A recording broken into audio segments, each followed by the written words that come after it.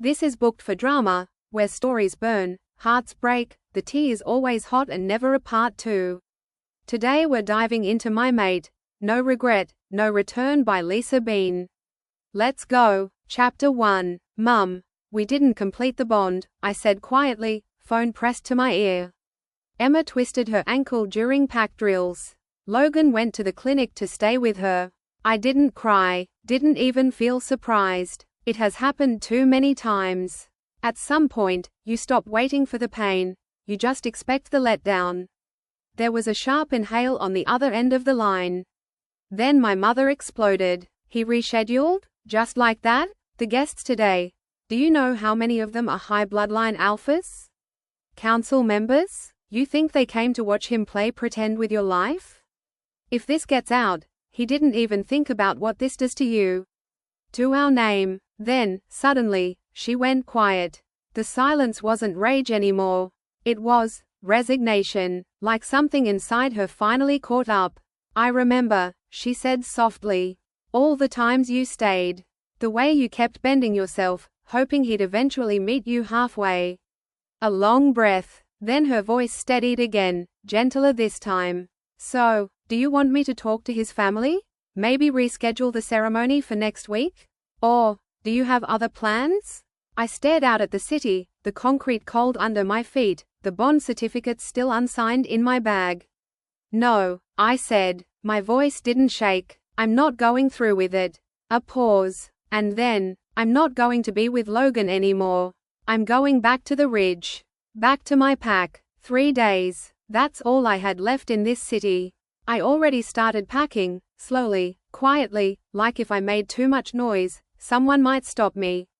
But no one would. We planned to see a movie today. His idea. Said he missed spending time with me. I actually put on makeup. I waited at the theater for 20 minutes before checking my phone. Something came up. Emma got a fever after yesterday's drill. I'm heading over. Sorry. I didn't reply. But right after, another message came in. Not from him. From her. Chapter 2. Emma. Thanks for giving me all your stuff, Ray. Your time, your place in the pack. For him, I'll take good care of him too. I just stared at it. My blood didn't even boil, it went cold. I thought about that damn Lego model. The one he mentioned offhand once during our night runs, how he used to build it as a kid when his parents were still alive.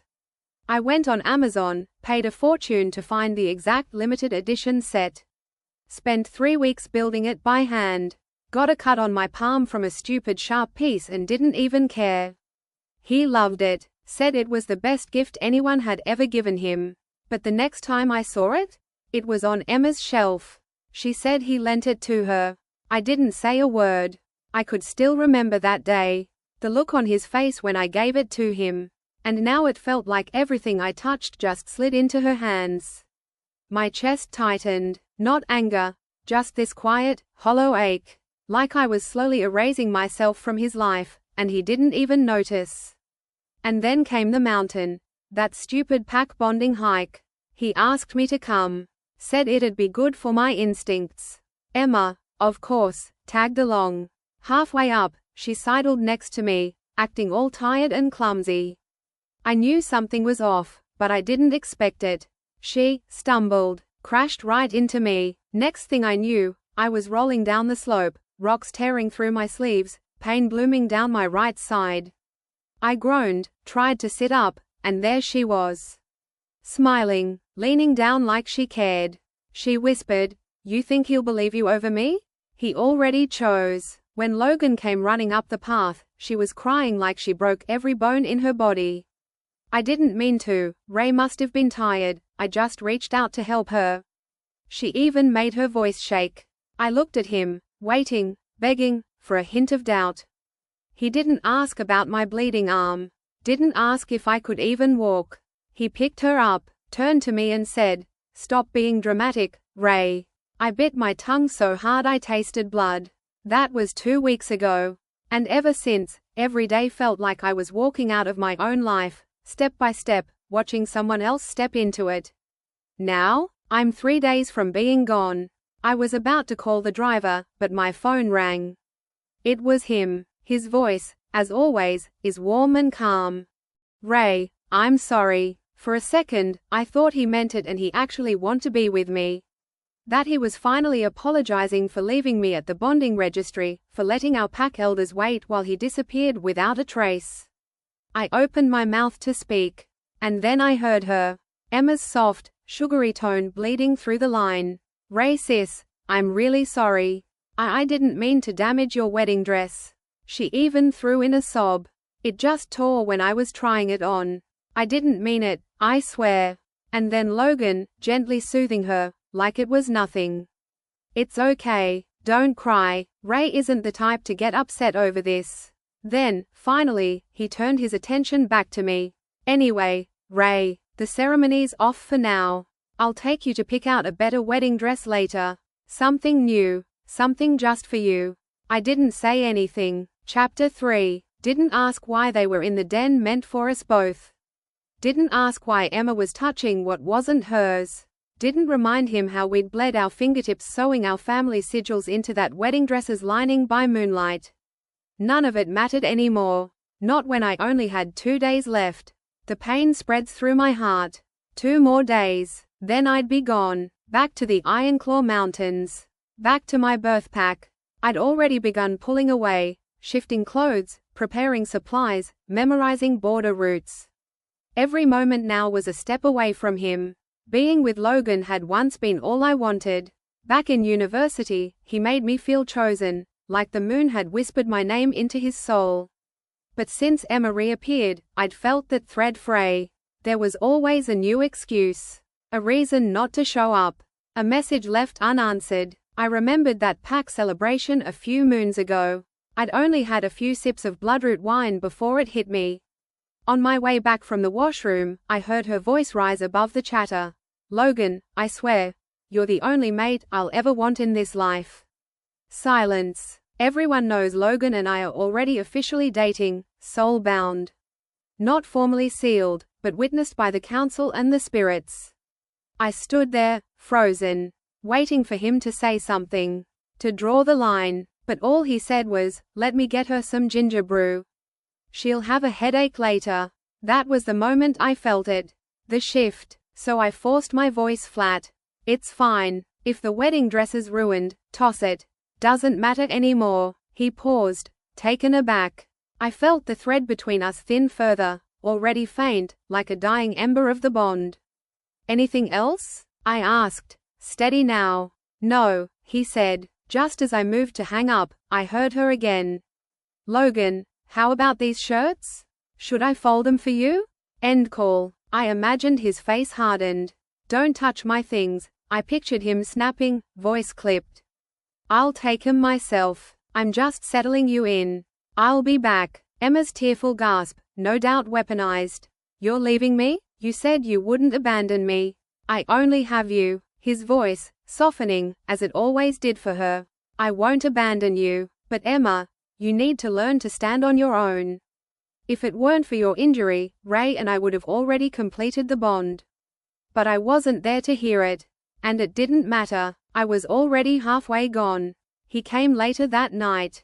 I was still folding the last of my travel cloaks, stuffing flint, herbs, and moon-stamped seals into a satchel when the door opened.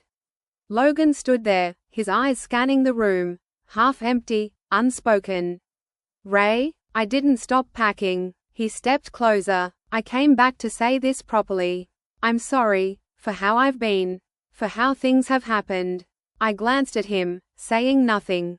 His voice was gentle. About the wedding. There's no rush now. The new place still isn't ready anyway. Some furniture hasn't arrived. I talked to the elders, and we've postponed the ceremony. I folded the flap of my satchel closed. He hesitated, then added, also, Emma's leaving soon. Her treatment overseas. I promised to go with her. Just to get her settled. She's never had anyone in her corner. No one's ever stood up for her. I hope you can understand. Her condition is critical, and right now, I'm all she has to lean on. He looked at me then, like it was a reasonable thing to say. Like it shouldn't crush me.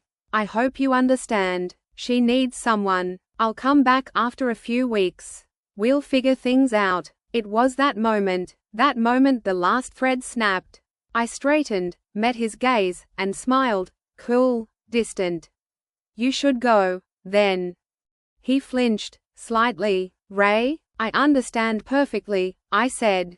You made your choice, and I've made mine. His brows furrowed. Are you going somewhere? He flinched, just a little. Ray, don't be mad, okay? Once I'm back, we'll do the bonding ceremony, just like you wanted. I promise. I'm not mad. Go take care of Emma, I said with a small smile, but my eyes stayed fixed on his face, memorizing him one last time. In my heart, I whispered, if you leave now, don't come back. I won't be waiting. Maybe he sensed something was off, because he reached out, trying to comfort me. Ray, you really are the most understanding mate in the world. I'm so lucky to have you.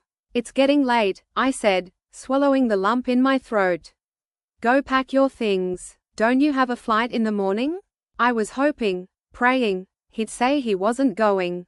That he'd stay, that he'd choose me. But instead, he just pulled me into a hug, then turned and walked away. I stood there until his figure disappeared around the corner.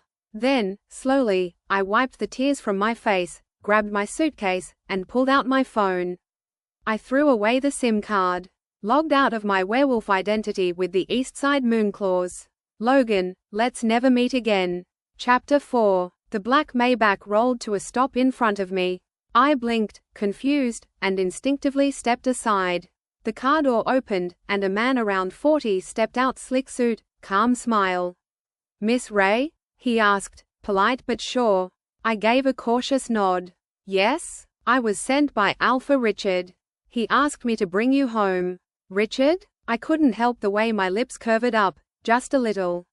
Maybe, just maybe, this bond wouldn't be such a bad idea. When I stepped into the house, the storm hit. My mum, full force, you bonded behind our backs? With who? Ray, the whole pack thought you were still chasing Logan. She was just heating up when I pulled out the silver certificate. Silence. My dad, lounging by the piano, raised a brow and gave me a slow thumbs up like he'd just watched the underdog win in the final round. I tilted my chin up, smug. Mum snatched the certificate. Her eyes flew across the names, then darted to me, then to Dad, then back again. Richard? Richard? Dad leaned over for a better look. And then his eyes widened too. Alpha Richard of the Blackridge Pack? Yeah, that Richard. The heir to the largest, oldest, and most feared pack across the Northern Territory. The wolf who rarely spoke, but when he did, the room went silent. The one who'd stood quietly in the background for years, always showing up when I least expected, never demanding, never chasing. Just there, always there. I sank into the couch like I'd done this 1,000 times and asked the housekeeper for lemon water. Mum and Dad sat beside me like I might suddenly explode. Mum's voice dropped to a whisper, "Sweetheart, what's going on?" I looked her straight in the eye. Mum, Dad, I'm not going to marry Logan anymore. No more chasing, no more begging for crumbs, no more bruising my pride for someone who never saw me. They blinked, stunned, and then Dad, his face slowly breaking into a smile. You mean, you finally came to your senses? I nodded, sure, yes, I've bonded with Richard. Dad lit up like a full moon on mating night. About damn time. Logan's got nothing but a pretty face and a mess of bad instincts. Richard's the real deal. Stable, smart, knows how to lead. I always liked him. Mum waved the bond certificate in disbelief. But what about the ceremony tomorrow? I met her gaze. It's still on, because this bond is real. And it deserves to be witnessed. The Ray family has carried weight in the trade councils for 100 years. I won't let our name fall because of a failed engagement. After graduation, I didn't take a role in the family business. I ran around after Logan, instead bent myself backwards trying to win over someone who only ever looked through me. I gave him my loyalty, my dignity, my love, and all I got back was silence. After dinner, I went through the ceremonial boxes Logan's family had sent. Lavish, hand-picked, thoughtful, he really did try, but in the end, he still chose Yoon Yao. And just when that ache started to creep in again, he showed up. Not Logan, Richard. Not with flowers, or lame apologies. With a blade forged under moonlight, a ring carved from moonstone and ironwood, and the seer of Blackridge standing at his side. He knelt before me, eyes steady, voice low but firm. "Ray," he said, "I've loved you in silence for many seasons. But now, I want the world to hear it. Stand beside me not as a second choice, but as my equal. My alpha mate, will you, this time?" I said yes. At dawn, we stood in the sacred circle. The flames lit, the vow sealed in blood. His hand in mine as the moon bore witness to our bond. We weren't dating, we weren't engaged, we were mated, bound by spirit, recognized by the council, blessed by the moon. So when my phone buzzed again and I saw Logan's name on the screen, I didn't flinch. I let it ring. Chapter 5. It was an August evening, warm, heavy with the scent of blooming night jasmine. The sky above was streaked in amber and lilac, and the last glow of sunlight clung stubbornly to the clouds. The air felt thick, like it hadn't quite cooled off from the heat of the day. I pushed open the iron gate. And there he was, standing under the streetlight like a memory I hadn't shaken off. Logan, still that same handsome face. Still that refined air, like he belonged to an ancient bloodline, which, of course, he did. He was the future alpha of the Crescent Claw Pack, after all. When his amber eyes met mine, I saw that familiar spark. Like he was seeing me for the first time again. Damn it, still so good-looking. My heart didn't want to admit it, but the truth was, I'd fallen for him years ago. "Ray," he said softly, "did you eat?" I nodded. "Why are you here, Logan?" He hesitated. "Ray, I'm sorry. About earlier, I shouldn't have left you waiting at the council registry." I gave him a dry smile. "It's fine. I'm used to it." Truth was, the moment I hung up the call on him today, his wolf got uneasy. That's why he showed up here, because something in him said I was slipping through his fingers. He looked at me over again, confused. I wasn't crying. I wasn't angry. Just quiet. Too quiet. "Are you mad at me, Ray?" he asked. "Because I bailed on the ceremony? Because I left you at the hall?" There it was. The question he already knew the answer to. He knew I'd be hurt. He just thought it wouldn't matter. Because I always forgave him. Because I was just that silly girl who trailed after him for years thinking love meant loyalty, even when it hurt. He knew I liked him too much. So he pushed. And I always let him. But not tonight. Seeing the chill in my expression, he thought it was just another one of my moods. Something he could fix with a hug and a sweet word. He reached out to ruffle my hair like he used to, but I pulled away before he could. "Emma's health is bad," he explained, "really bad. She needs surgery from a human specialist overseas. The timing's tight, she has to get it done within 48 hours or she might never fight properly again." I laughed once, sharp. "There's no one else in this whole damn world? No healing witch? No hired escort? Just you? And screw our mating ceremony, right?" He frowned. "Don't twist this, Ray. I only see you. Emma's like a sister. She's not bonded to anyone, and I don't trust strangers to handle her care. I'll be back soon. I swear." He looked down at me. "When I come back, I'll give you a proper bond ceremony, one the whole region will talk about." I swallowed hard. He had no idea what this delay meant for a she-wolf. Being unbonded after a public announcement, it wasn't just shameful, it was dangerous. Pax watched these things. Mate politics weren't a joke. But before I could say it, his phone rang. That ringtone. Emma's. She used to brag about it, how she had her own custom tone on Logan's phone since high school. One day I heard it, and he just shrugged. "She set it herself, Ray. You can pick one too. I'll know it's you." But I never did, because I didn't want what was already handed out to someone else. And at that moment, it hit me. I was never the one. She had his attention, his protection, his passwords. I had what? Patience? Thinking about it now, I must have looked pathetic. Maybe I was an outsider all along. Even now, after everything, my stupid heart still skipped when I first saw him tonight.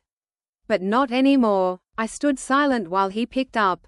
"Logan," came Emma's voice, soft and whimpering. Where are you? The plane's boarding. He smiled gently. I'm coming, Emma. Just sit tight. Don't move around too much. I'll be there in a minute. After a few more soft reassurances, he hung up and looked at me. Then at his watch. "T've gotta go, rat." Beep beep. A horn cut me off. Logan moved fast, pulled me into a tight hug before I could react. "Wait for me, Ray, let me come back and claim you." And then he ran. Didn't look back, didn't wait for my answer. I didn't stop him either. There would be no next time. From the car, Logan glanced back one last time, saw me standing alone beneath the streetlight. Something tightened in his chest. His wolf stirred, uneasy. The urge to leap out, run back, and say, "Screw it, I'm not going," nearly overtook him. He even opened his mouth, the word, "stop," right on the edge of his lips. But his phone rang again. "Emma." Logan said nothing. And the moment passed. Chapter 6. The bonding ceremony was about to begin. I stood in front of the mirror, dressed in a full ceremonial robe, deep crimson with silver thread embroidery, the markings of my birth pack glowing faintly under the light. It was the traditional Luna's attire for a mating bond of our kind. Regal, powerful, binding, very different from the Western-style wedding Logan and I had once planned. Richard had only informed me last night that the ceremony would follow ancient pack traditions. I was surprised, not because he insisted on the old ways, but because he even cared. After all, last night, I watched Logan walk away without once looking back. That familiar ache had flared for a second, and then faded. I wasn't his choice, never had been. Fine, let it be this way. I had just turned the corner to head home when a fleet of matte black SUVs rolled into the courtyard, flanked by warriors of the Crimson Claw Pack. The lead vehicle stopped, and Richard stepped out, tall, composed, eyes always calm, always watching. A strange mix of guilt and curiosity filled me.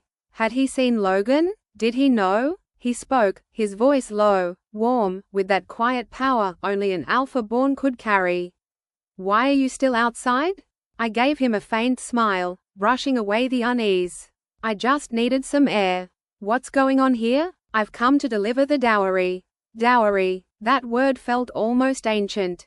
Before I could react, I heard my mum's voice calling from inside the den.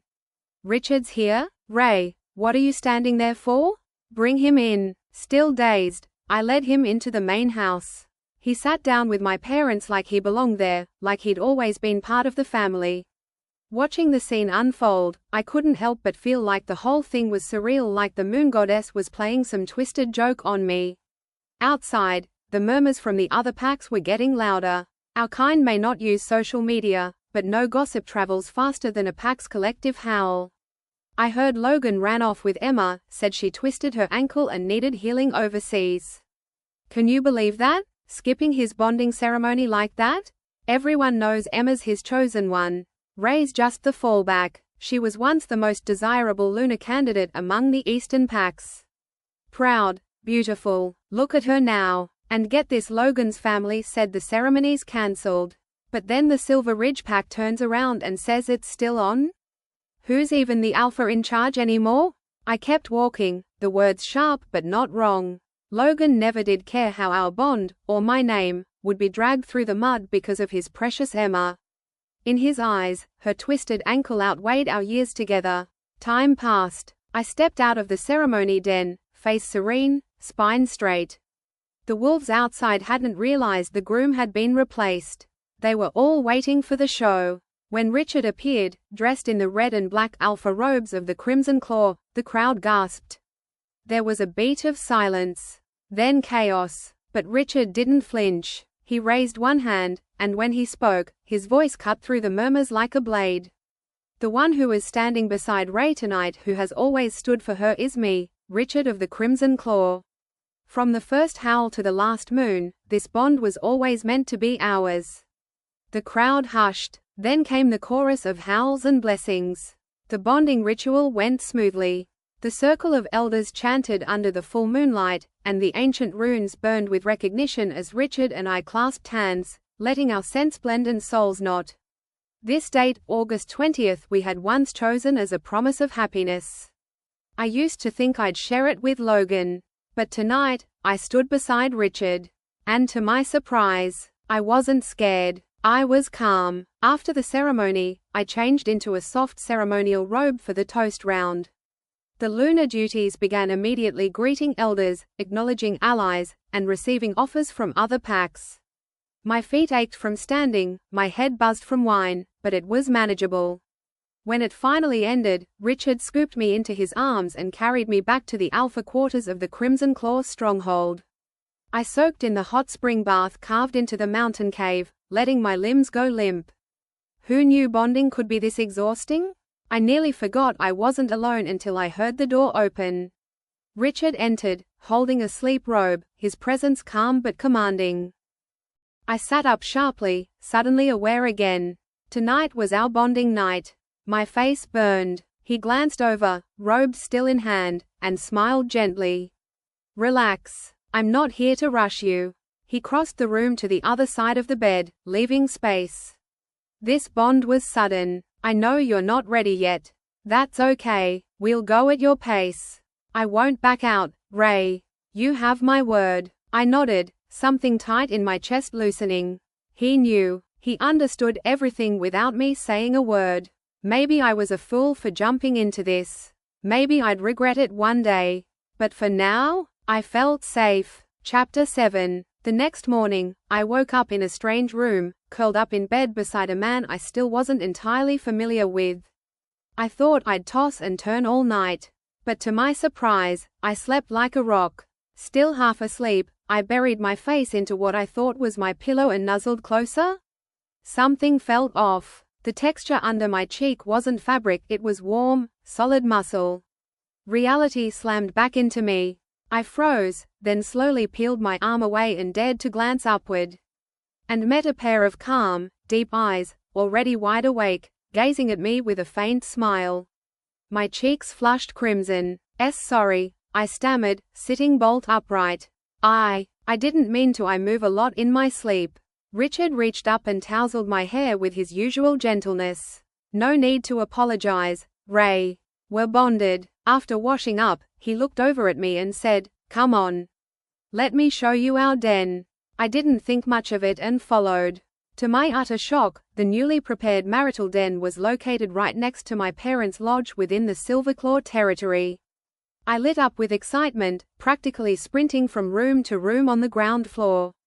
I wanted to see everything. Richard stood at the edge of the den, arms crossed, watching me with quiet amusement. I had thought it would take me a long time to let go of Logan. But the truth was, the love had worn down little by little, and once I finally released it, what remained was mostly relief.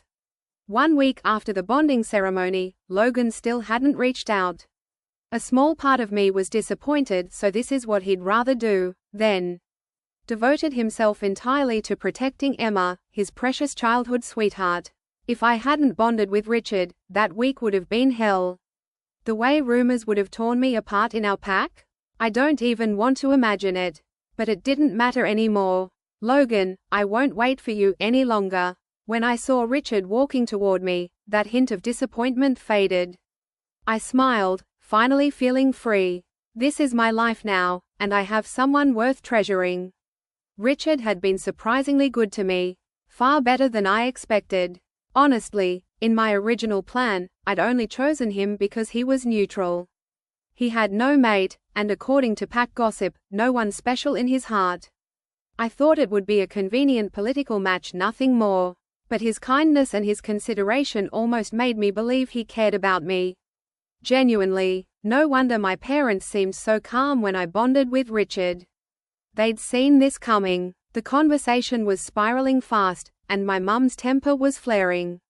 I panicked. Desperate to stop the incoming storm, I pointed toward the door and blurted, "Richard." Just as I hoped, she paused. I darted out of the room. The lodge was quiet, too quiet. I slipped outside and found Richard and my dad sipping tea under the pavilion. Without a word, I grabbed Richard's arm and pulled. He raised an eyebrow but stood without resistance. My dad gave a knowing wave, and Richard let me lead him away. "You okay?" he asked softly. "You seem a little off." I shook my head. I didn't know how to explain it. He wrapped his arm around me and held me close. Just then, an angry voice shattered the peace. "What do you think you're doing?" Chapter 8. I turned around and saw Logan, looking exhausted from travel, walking back in. His gaze was fixed firmly on Richard, who had his arm wrapped tightly around my waist. I didn't speak, just watching the red in his eyes and the delicate figure of Emma standing behind him, trying to bury myself deeper into Richard's embrace. Richard's arms tightened around me, his eyes flickering with amusement as he looked at the two standing before us. "I don't think what I do concerns young Master Logan, does it?" Richard said, his voice a low growl. Logan stepped forward, reaching out to grab my hand, pulling me toward him. But Richard swiftly turned, pulling me out of his grasp with ease, then released me. Logan's hands trembled as he quickly stepped in front of me, blocking my view. "Ray, don't be afraid, I'm here." His voice was strained as he tried to calm his nerves. "Ray is my intended mate," Logan continued, his tone laced with urgency. "Richard, shouldn't you explain yourself? Why are you holding my mate this way?" Looking at Richard, standing firmly at my side, my heart twisted with mixed emotions. Over the past year, whenever there was conflict between us because of Emma, Logan had always stood by Emma's side, saying things like, "Ray, stop arguing," or, "Apologize, Ray," or, "You shouldn't have done that." Never once had he stood with me. Richard narrowed his eyes, his gaze sharpening. "Young Master Logan," he said, voice cold. "Are you asking me for an explanation? You should be the one explaining, don't you think?" Richard continued, his voice growing icy. "How many times did you have others care for and protect your little childhood companion, and yet, on the eve of your wedding, you cancelled it and left your mate to face public ridicule, only to bring Emma back from North America and return with her now?" Logan froze for a moment, then looked at me, taking my hand in his. "Ray, it's not like that. There are reasons. I can explain everything." Richard immediately cut him off, pulling me closer. "Young Master Logan, please respect yourself. Don't touch my mate." Logan's eyes widened in disbelief. "Your mate? That's impossible. Ray is my fiancé, we were preparing for our wedding." His voice cracked, and his eyes filled with raw emotion. His gaze locked on me, red and pleading, waiting for me to deny Richard's claim, but his hope was crushed. I stepped toward Richard, standing next to him. "T've already bonded with him," I said softly, looking Logan in the eye. "I am his mate." Logan stood there in shock, unable to speak for a long moment. He swayed on his feet, and Emma hurried to support him. Her voice was sweetly venomous. "Ray, you've moved on so quickly." I didn't care to reply, not even glancing at her. Richard gave Emma a sharp look, and she immediately fell silent. Logan shoved Emma's hand away, a vein popping on his forehead as he realized the truth. "So, the wedding hasn't been cancelled? Just the bride has changed?" "Ray," Logan's voice shook with fury. "How dare you marry him? How could you choose someone else on our wedding day?" Seeing his anger and desperation, I simply nodded. "Yes, I married him. When you were off in North America with Emma, it was my wedding day. A week with no contact. He never reached out to anyone to ask about me. Had he cared even a little, he would have known. But he didn't. He was overseas, caring for Emma, his every thought consumed by her." Logan's heart twisted, the pain overwhelming, as if something were clawing at his chest, tearing him apart. How could this happen? When he left for North America, his phone had been lost. In the rush, he hadn't replaced it, and while he had wanted to call me, his plans kept getting interrupted. He decided to fix everything by returning to North America, mending Emma's injuries, and planning a more extravagant wedding. He knew he had wronged her, and he would make it up to her. He would no longer care for Emma, he had already done enough for her. Once back, he planned to shower Ray with all the love she deserved. But now, he stood there, heartbroken, feeling the sting of all his missteps. His body could barely handle the sudden rush of emotions, and with a dizzy spell, he collapsed. The family driver rushed over to assist, and soon, both Logan and Emma were escorted into the car. I didn't look back as I took Richard's hand and we walked toward the house. "Ray," Richard's voice was soft. "Yes?" I answered, glancing up. "This is the first time you've held my hand of your own accord." His voice was warm, playful, but there was a deep satisfaction in it. I flushed slightly and bit my lip, a hint of irritation in my tone. "What? You think I can't hold your hand?" His smile grew, his gaze full of affection. "Of course you can. Just don't expect anyone else to hold it." At home, I turned to Richard and brought up the conversation I had with my mother. Richard nodded thoughtfully. "I had my doubts," I said, lowering my head. "After all this time, I didn't think you'd ever come around. But now, I see I was wrong." He smiled softly, gently reassuring me. "I knew you'd come around, Ray. I just had to be patient." That night, I learned something unexpected. The day I climbed the mountain with Logan and Emma, it was Richard who saved me, though he never took credit for it. A small smile tugged at my lips. Even now, he remains the humble protector. The end. And that's a wrap on today's reading here at Booked for Drama. If you felt anything, rage, swoon, second-hand heartbreak, let me know in the comments. Don't forget to like, subscribe, and share with your fellow drama lovers. If you have any requests, drop them in the comments. Until next time, keep reading, and keep the drama on the page.